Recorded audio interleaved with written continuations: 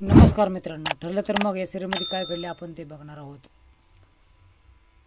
तन्वीचा चांगलाच पचका होतो, कारण गोडी ही अर्जुन आणि सायलीद्वारे उभारली जाते.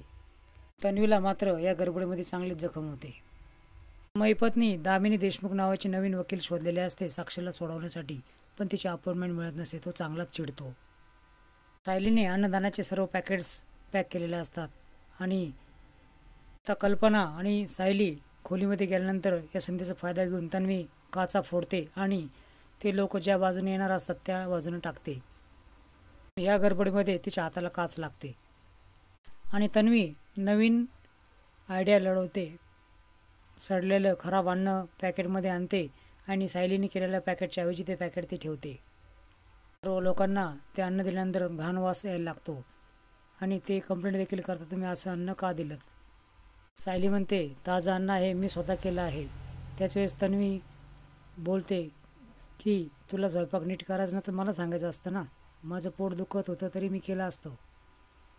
असलं सडलेलं अन्न खाण्यापेक्षा आम्ही उपाशी राहूत असं ते व्यक्ती बोलतात. त्यानंतर सायली विनंती करते की थांबा, मी तुमच्यासाठी काहीतरी लवकर करते. त्याच वेळेस तन्वी लगेच बोलते की आळूच्या वड्या आणि तू घरच्या आट्याचं श्रीखंड केलं होतं, हे तुला कसं काय करता येईल परत. पण मी तर पॅकेट एकटीनेच भरले होते, मग हे तन्वीला कसं काय कळालं की मी काय स्वयंपाक केला होता ते, हे तिला कळालं नाही. आज देखील चिडते.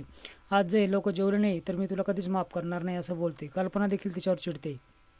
तासातच सायली चांगला स्वयंपाक करते आणि सगळ्यांना जेवू घालते. नंतर ब्लँकेट वाटण्याचा कार्यक्रम होतो अर्जुनच्या हाताने. त्यातल्या एका व्यक्तीला जाताना पायाला काच लागते. तर मित्रांनो, असे नवीन अपडेट्स बघण्यासाठी चॅनल सबस्क्राईब करा, बेल आयकॉन दाबा. व्हिडिओ पाहिल्याबद्दल धन्यवाद.